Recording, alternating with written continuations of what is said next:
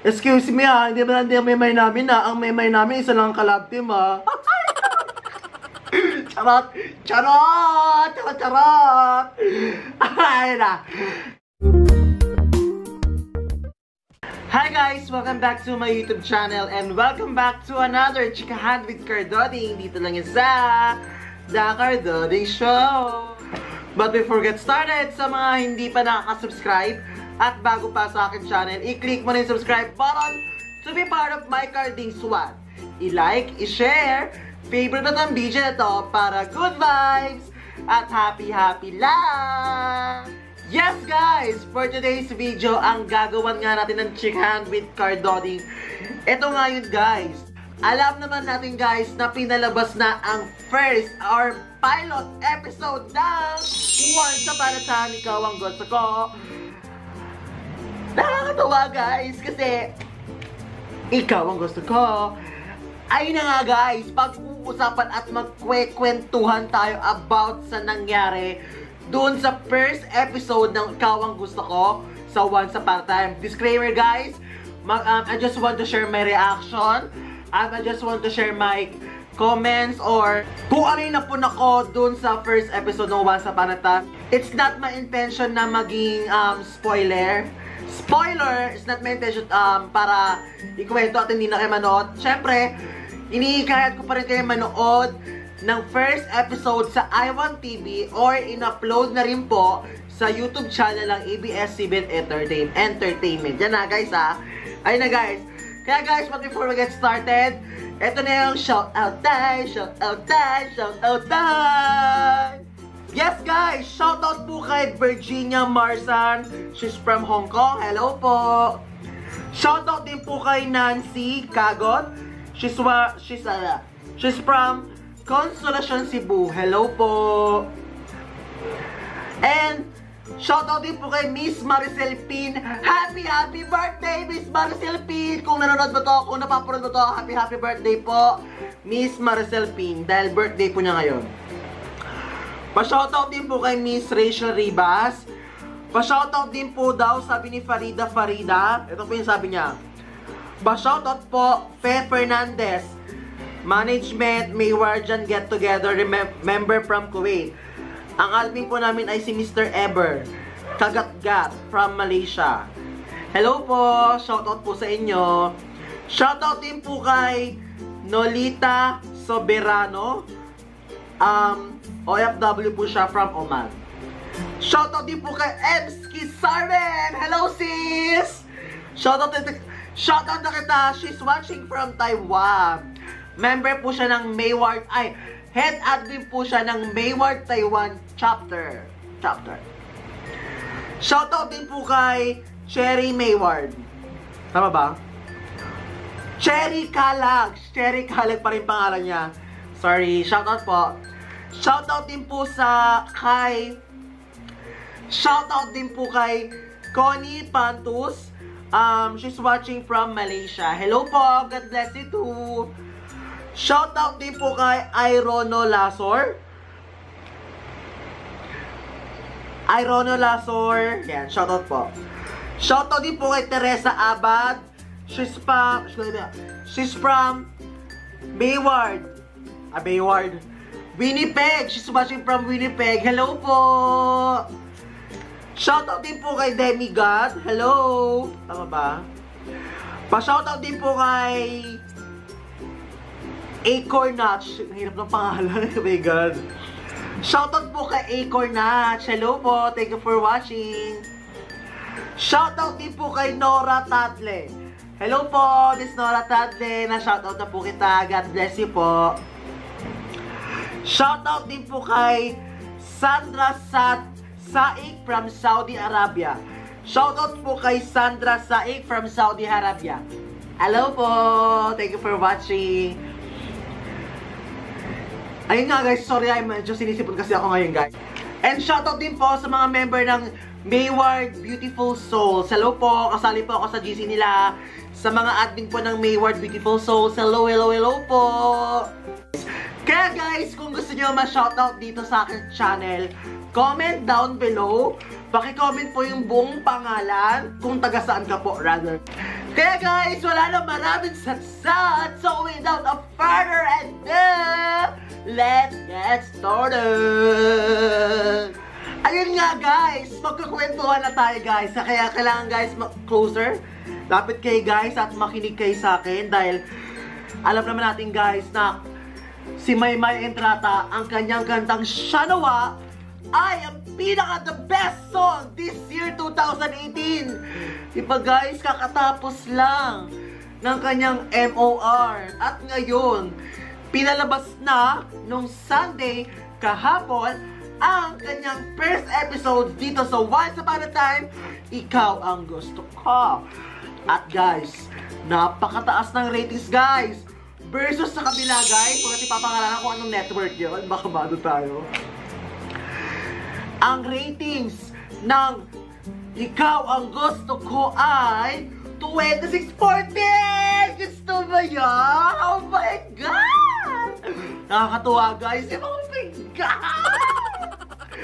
Ako guys, pinanood ko talaga yan. Diyos ko po, hindi ako gumala ng bahay. Talagang pagka-uwi ko, uwi ka agad talaga ako.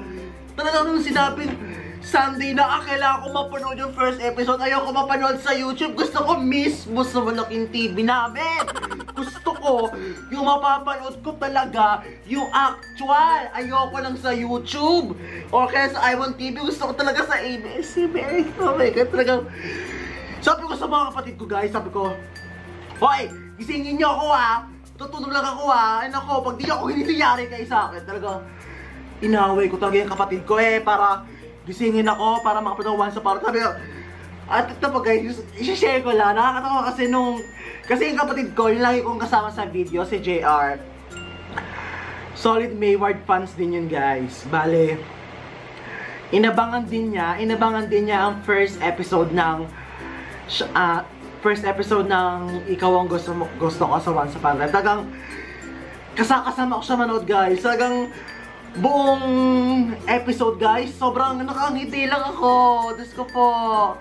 Ang nakakatawa talaga ito naman. Bolang! Anong sabi niya doon?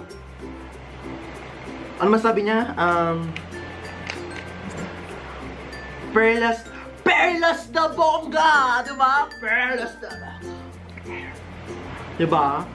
Kasi yung tatay niya, kaya pala SP yung pangalan niya, parang espiritista, gano'n.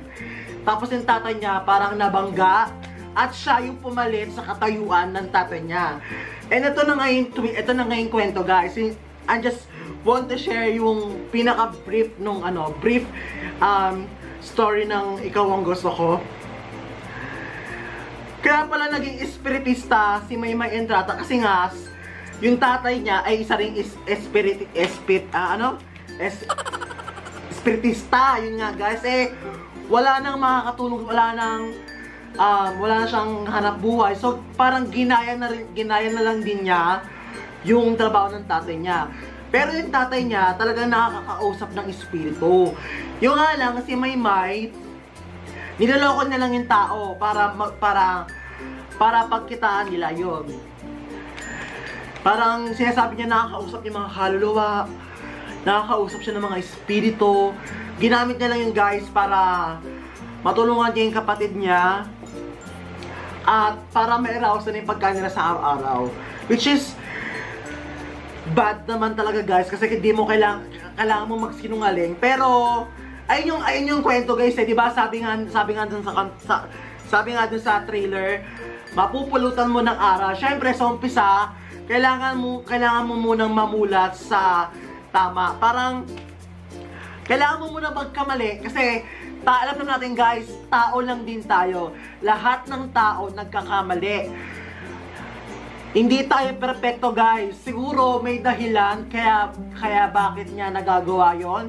As you can see, kung napanood yun, kaya niya nanloloko ng tao kasi para mabuhay niya yung kapatid niya at para makaraos sila sa pangkain araw-araw, di ba guys? Kaya wag muna natin i-judge yung character ni Maymay kasi kahit naman ako guys, di ba, kung hindi ko man i-encourage na gawin nyo yun, di ba, kung not unless na wala na kayong choice, di ba, yung iba nga, di ba, kumakapit talaga sa patalim, which is wrong guys, huwag niyong gayahin. Pero umpisa pa lang yan guys, marami pang mangyayari yan. Titingnan natin, paano nga ba mababago si Maymay ng mga darating na panahon, di ba?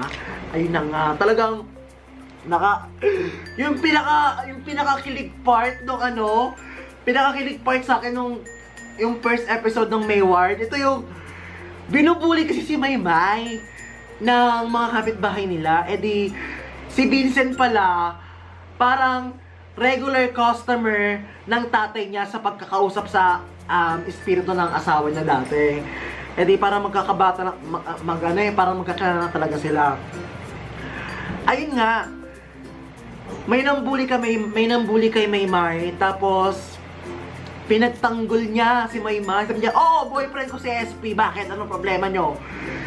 Maganda siya, hindi katulad nyo, maganda nga kayo, pero ang pangit naman ng ugali nyo. Oh my God, kilig na kilig si Maymay. Akala niya talaga totoo no? Sabi naman ni Edward, ito na guys, umami na na si Maymay. Mahal na din kita, sabi niya. Mahal na din kita. Sabi ni Vincent, uy SP, joke lang yun. Huwag mo naman sakyan.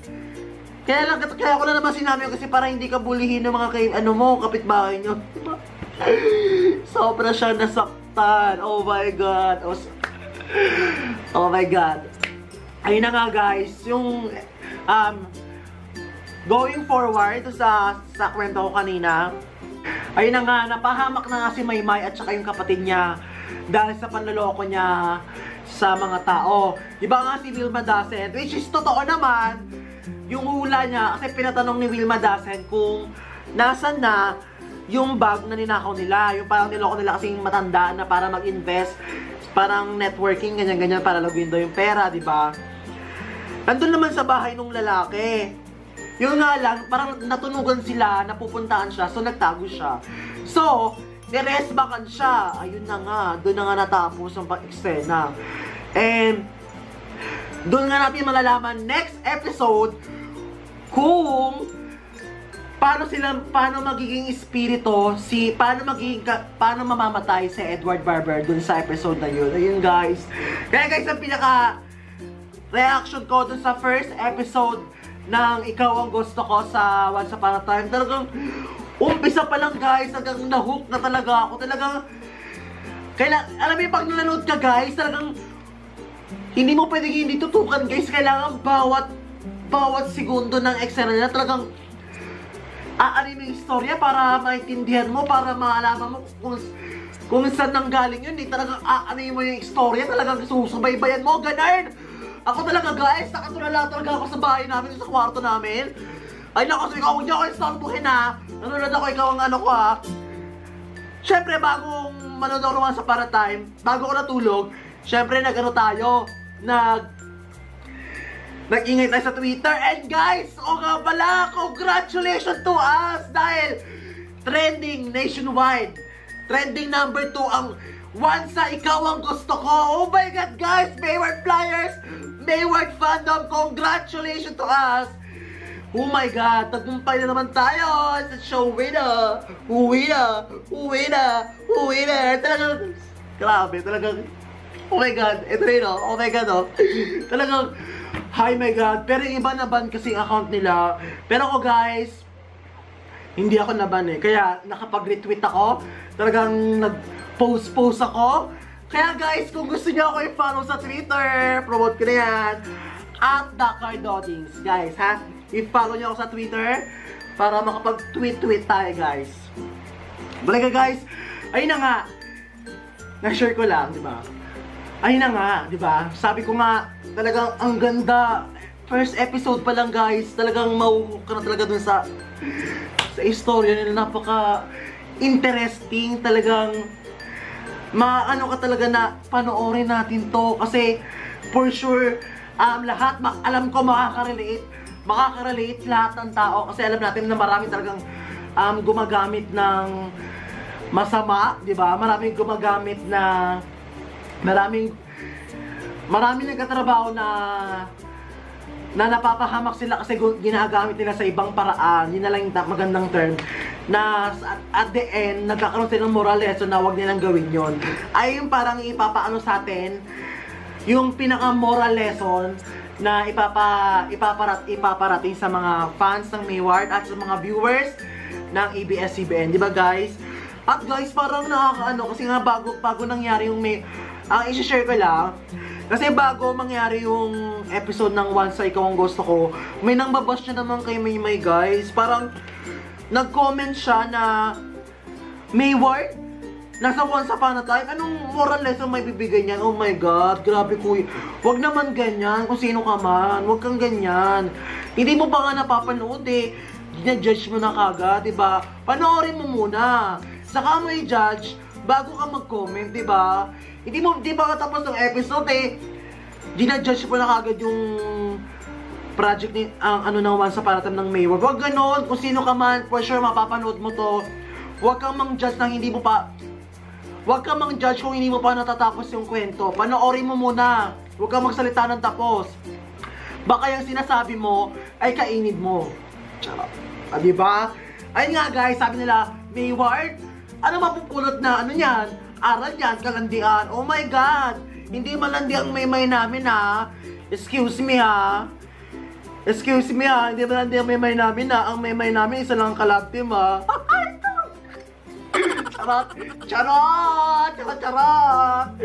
Ay na. Then guys, dito natapos sa ating chikahan with Cardo. Ito nga yung first episode ng Once Upon a Time, Ikaw Ang Gusto Ko.